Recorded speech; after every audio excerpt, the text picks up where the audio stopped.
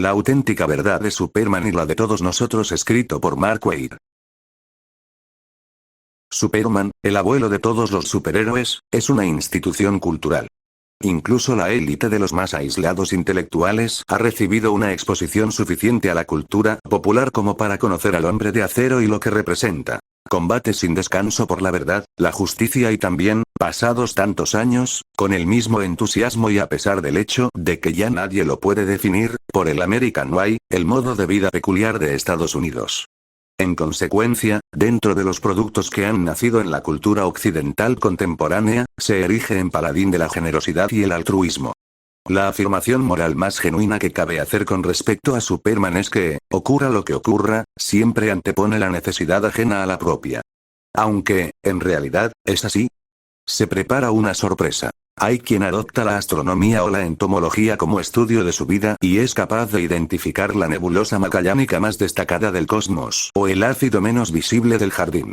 Otros consagran su tiempo y su energía a analizar y catalogar con un detalle insufrible cualquier cosa, desde los cuentos populares galeses a los resultados obtenidos por el equipo de béisbol de los Mets de Nueva York en 1969. Desde que soy un niño, me he sentido fascinado por la mitología de Superman. Aunque no vivo de ese trabajo, o no exactamente, sí soy un gran especialista en él. Admito sin mayor problema que es un ámbito, por decirlo amablemente, muy especializado, pero aunque mis otros intereses son muchos y variados, en este mundo no hay nada que haya ejercido sobre mí la misma fascinación que el hombre de acero. En algún momento de mi adolescencia, emocionalmente tumultuosa, cuando más guía e inspiración necesitaba, hallé una figura paterna en Superman. Ficticio o no, el poder de su espíritu me salvó la vida, dicho sea casi literalmente, y, desde entonces, he hecho cuanto he podido para devolverle el favor invirtiendo en su leyenda. En el proceso, sin pretenderlo, me convertí en una de las autoridades más respetadas del mundo en lo que atañe al último hijo de Krypton. A lo largo de los años, me ha correspondido la dudosa distinción de ser el único hombre con vida que había leído todas las historias de Superman, había contemplado todos sus dibujos animados, programas de televisión y películas, había escuchado todas las adaptaciones radiofónicas y había desenterrado cuanto manuscrito inédito cabía hallar sobre él. Me he sumergido tan completamente en todos y cada uno de los aspectos del saber de Superman, absorbiendo por el camino minucias tales como el número de la seguridad social de Clark Kent o el nombre de soltera de la madre de su novia de infancia, que respondo habitualmente preguntas de fuentes tan variadas como la revista Time, The History Channel o los productores de la serie de televisión Smallville. Hasta no hace mucho, creía saberlo todo sobre Superman, conocerlo al dedillo. Me equivocaba. La única pregunta que no pude responder. Hasta la primavera de 2002, hacía mucho tiempo que no me topaba con ninguna pregunta sobre Superman que no supiera responder. Esto cambió el día en que me plantearon una pregunta que, aunque era extraña, nunca se me había ocurrido. ¿Por qué hace lo que hace? El hombre que pronunció esas palabras y disfrutó contemplando cómo toda una vida de petulancia se evaporaba de mi rostro al ser incapaz de aportar una respuesta no era otro que Dan Didio, editor ejecutivo de DC Comics, la casa que publica las hazañas de Superman. De nuevo, quiero apuntar que ser experto en Superman no es el trabajo que me da de comer, pero sí constituye una actividad complementaria. En la mayor parte de mi vida adulta, he desarrollado una carrera razonablemente exitosa como autor de guiones de cómic y mi jefe se había acercado a proponerme la creación de una nueva serie de Superman que se llamaría Superman. El legado y con la que, en sus palabras, imaginaríamos de nuevo a Superman para el siglo XXI. Comprensiblemente, deseaba averiguar qué pensaba yo sobre la motivación básica de Superman. ¿Por qué hace Superman lo que hace? ¿Qué razones lo mueven? ¿Qué lo empuja a asumir el papel de defensor y protector de todo el mundo? ¿Por qué siempre, invariablemente, busca hacer lo correcto? ¿Qué por qué? Respondí, con una vacilación significativa, pues porque hacer lo correcto es lo más correcto. Te pago para que imagines algo mejor que solo eso. Insistió mi jefe, y no le faltaba razón. Como yo había crecido con Superman, como había dado por sentada su presencia ficcional, me hallaba recurriendo a una respuesta fácil, infantil e instintiva.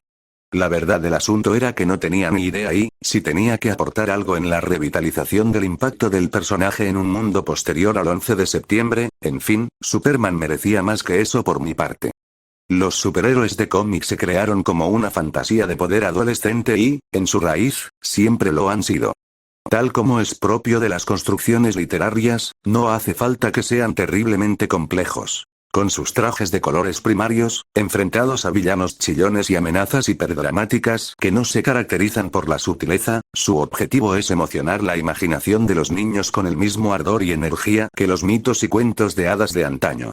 Pero, para los chicos de hoy, con el ascenso de las estrellas y perfiles de Batman, el Hombre Araña, Lobezno, Superman ha ido perdiendo cada vez más relevancia. Como fuerza de la cultura pop, obtuvo su impacto más intenso hace casi medio siglo y, en la actualidad, hay generaciones enteras para las que Superman es tan significativo como el pájaro loco. Uno podría hablar desde el punto de vista de un hombre de poco más de 40 años y dar por sentado, sin más, que los chicos de hoy no saben lo que es bueno, pero eso implicaría pasar por alto el hecho innegable de que el público de la generación X y la generación Y, al que me dirijo como escritor de cómics, percibe el mundo que lo rodea como mucho más peligroso, más injusto y más jodido de lo que jamás creyó mi generación. Para ellos, y, probablemente, con más acierto de lo que le gustaría creer al niño que hay en mí, el mundo es un lugar en el que siempre se impone el capitalismo sin freno, en el que los políticos siempre mienten, en el que los ídolos deportivos se drogan y pegan a sus mujeres, y en el que una valla blanca es sospechosa porque esconde cosas muy negras. Y Superman, el ultraconservador gran Boy Scout azul, protege activamente ese status quo. No es de extrañar que haya perdido el lustre. ¿Qué relevancia puede tener un hombre que vuela y luce una capa roja para los niños que tienen que pasar, en su escuela, por un detector de metales? ¿Qué tiene un alienígena invulnerable de inspirador para jóvenes a los que se enseña que figuras morales visionarias e inspiradoras de la historia como Bobby Kennedy, Martin Luther King o Gandhi, obtuvieron la misma recompensa por su empeño? Bala y entierro.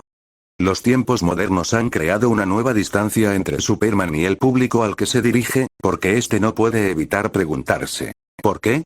Si este hombre del mañana creciera en el mundo de hoy, con una concepción del heroísmo aunque solo fuera remotamente similar a la de nuestros contemporáneos, ¿por qué causa iba a sopesar siquiera la idea de emprender el camino del altruismo? ¿Qué posible recompensa podría ofrecer el servicio público para un Superman que, si lo deseara, podría vivir ajeno al ojo público y el examen de los medios? ¿Qué ofrecería una carrera de dedicación plena al bien ajeno a un hombre que, cómoda y tranquilamente disfrazado con tejanos y camiseta, viviría estupendamente con solo extraer algún que otro diamante de un simple trozo de carbón? O, por decirlo en otras palabras, ¿cómo se trata de un ser único que podría tener cuanto quisiera para sí mismo, por qué iba a dedicar casi todo su tiempo a cuidar de los demás? Sí. Lo sé. Resulta un poco extraño hacerse preguntas tan profundas sobre alguien que, vaya, no es real, pero ese es el trabajo de un escritor de cómics. Dar vida a estos héroes de modo que los hagan creíbles y mantengan su relevancia. Yo estaba convencido de que podría hallar buenas respuestas si prestaba la debida atención al personaje. A condición, claro está, de que estuviera dispuesto a olvidar lo que me había costado toda una vida aprender. El gran filósofo Sócrates creía que la auténtica búsqueda de la sabiduría no empezaba hasta que no admitimos que, en realidad, no sabemos nada. Solo entonces podemos aprender de verdad.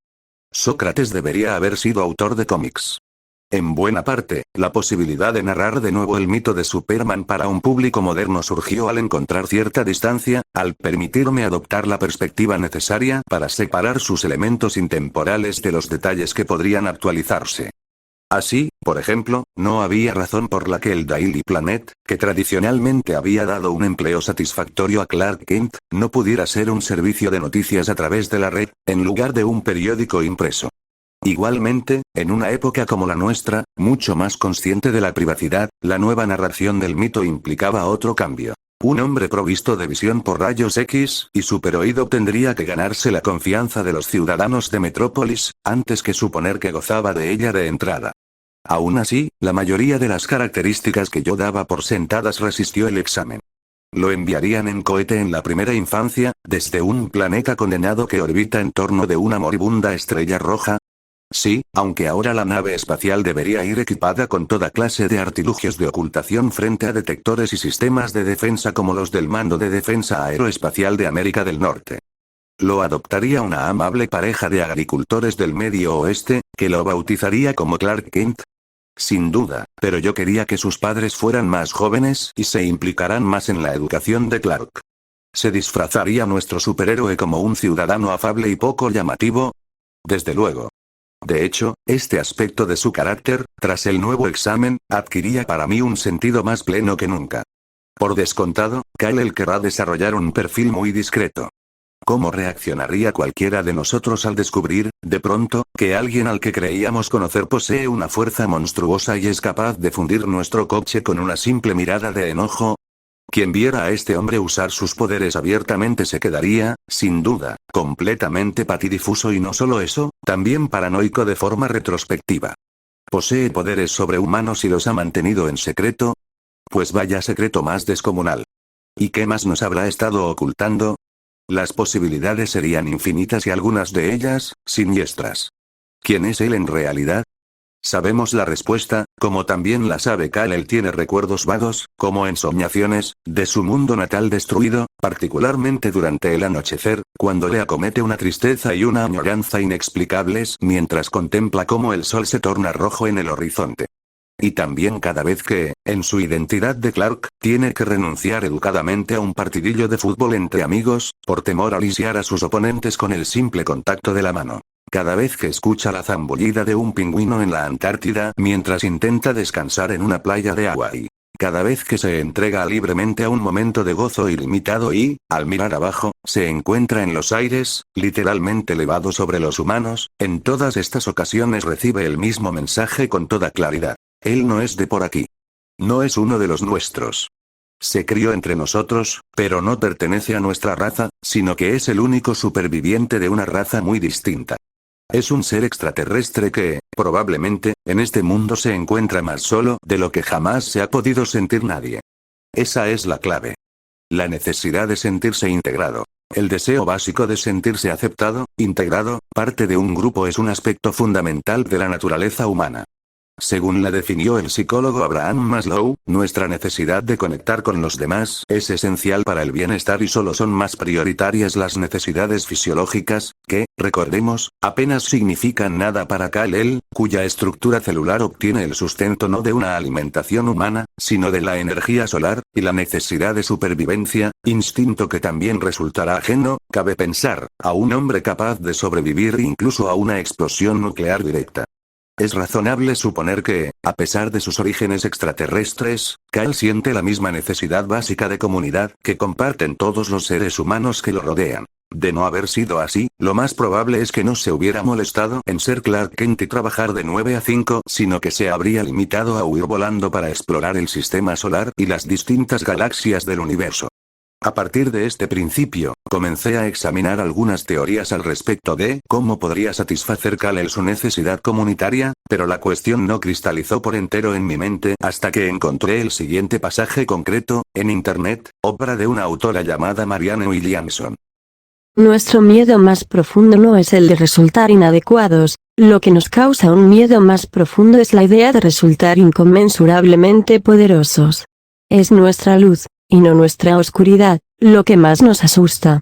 Nos preguntamos a nosotros mismos, ¿quién soy yo para ser brillante, atractivo, genial, fabuloso? Pero en realidad, ¿quién es usted para no serlo? Usted es una criatura de Dios. Actuar con timidez no sirve al mundo. No hay nada ilustrado en encogerse para que los demás no se sientan inseguros en torno de usted. Todos nosotros estamos concebidos para brillar, como hacen los niños. Nacemos para manifestar la gloria de Dios que hay en nosotros. No solo en algunos de nosotros sino en todos y cada uno de nosotros.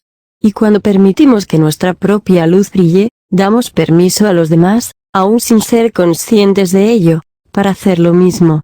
Cuando nos liberamos de nuestro propio miedo, nuestra presencia libera automáticamente a los demás. ¿Cómo conecta Kal con el mundo que lo rodea? No lo hace dando la espalda a su herencia alienígena, aunque esa fue su reacción instintiva, desde luego, mientras crecía en una pequeña población. No, a la postre establece la conexión abrazando esa herencia, creando una nueva identidad para sí, como adulto, que es tan kryptoniana como Clark Kent es humano. Kal-El sabe, instintivamente, que solo cuando utiliza sus dones se siente vivo y comprometido de verdad. Solo cuando desarrolla su potencial al máximo, en lugar de ocultarse en espacios marginales por detrás de unas gafas sin graduación, puede participar de forma genuina en el mundo de su alrededor. Solo siendo un kryptoniano declarado puede ser también un terráqueo exuberante y excelente.